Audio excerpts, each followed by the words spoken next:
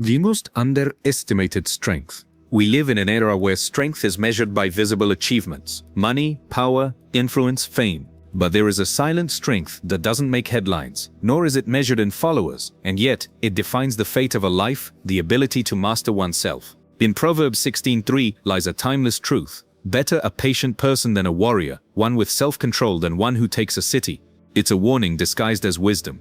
Because conquering a city might be grand, but it's easier than conquering yourself. Mastering your spirit doesn't mean repressing what you feel, but directing it with purpose. It means learning to govern yourself, even when everything inside you wants to react. This video is not a moral lesson, it's an inner compass, an invitation to understand why true power is not found in what you accomplish outside, but in what you sustain within. If you've ever felt enslaved by your emotions, your impulses, your reactions, you're about to discover that self-mastery is not a cage, but a key. What does it mean to master your spirit? Mastering the spirit is not about suppressing what we feel. First and foremost, it's about recognizing it. Understanding that your emotions are not the enemy, but they can become tyrants if you don't learn to listen to them with wisdom. In ancient tradition, the spirit wasn't abstract or ethereal, it was your emotional core, your will, your life force. To govern it was to govern yourself. When you react without thinking, when anger drags you, when fear dictates your choices or sadness paralyzes your life, you're not in control. Self-mastery is about observing your emotions without becoming them. It's not about repressing pain or faking calm, it's about having the clarity to choose your response, even in chaos.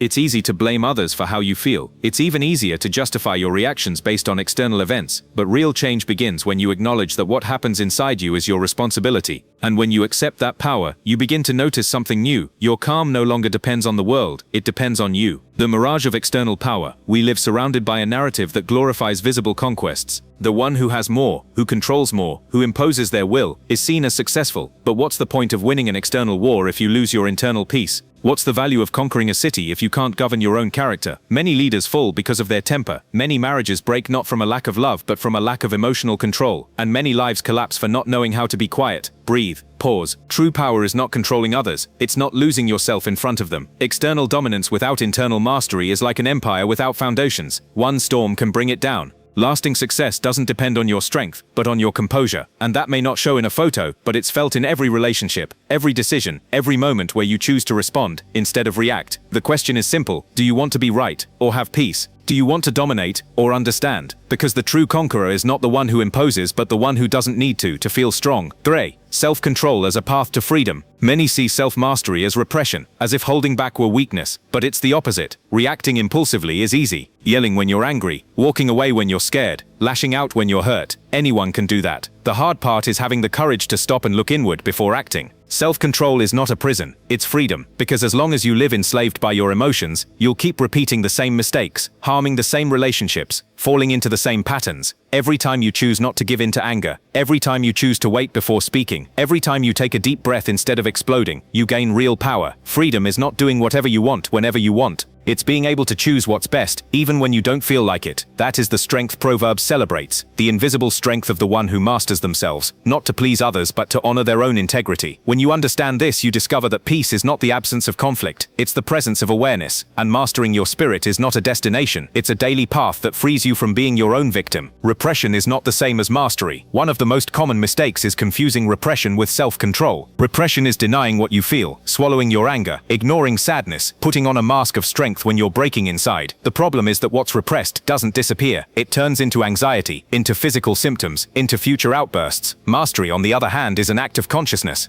It's looking your emotion in the eye and saying, I know you're here, but you won't decide for me. It's acknowledging your anger without letting it poison you. It's allowing yourself to feel, but not act from the wound. A person who masters themselves is not cold. They're someone who has learned to tend their fire without burning others. Someone who has turned pain into wisdom, anger into firmness, raw emotion into constructive energy. Repression alienates you from yourself. Self-mastery brings you closer to your best version. And only when you understand this difference can you begin to truly heal. Not by denying what you feel, but by putting it in service of something greater. How to cultivate self-mastery day by day. No one is born with self-mastery. It is learned. It is trained. It is built in the everyday, in the small things, in the invisible. It is not a sudden enlightenment, but a series of conscious choices, day after day. Want to master your spirit? Start here. Breathe before responding. The time you take before reacting can change the course of a conversation or a relationship. Identify your triggers, what people, situations, or words throw you off balance. Observe your patterns with honesty. Practice silence. Not everything you feel needs to be said immediately. Learn to wait, to listen, to process. Exercise the pause. When you feel you're about to explode, stop, take a walk, write, pray, breathe. The pause is a powerful act. Forgive yourself when you fail. The path of self-mastery is not linear. You'll backslide. What matters is not giving up. Each time you choose awareness over impulse, you become freer. And in that process, without realizing it, you begin to become someone who no longer needs to control anything outside, because you've already found peace within. Conclusion: the mastery that transforms your life. Conquering a city sounds glorious, but the true hero is the one who can conquer their own character, because that's where the hardest battles are fought. In the silence of our internal decisions, in the darkness of our unspoken emotions, in the exact moment when you could destroy and choose to build instead. Mastering your spirit won't make you perfect. It will make you powerful. It will make you wise. It will make you free. And if some part of you feels weak, unstable, emotionally overwhelmed, remember this: you are not broken. You are on your way, because anyone who recognizes their own chaos has already taken the first step toward victory. As Solomon said centuries ago, whoever rules their spirit is mightier than one who captures a city, and you can begin conquering yourself today.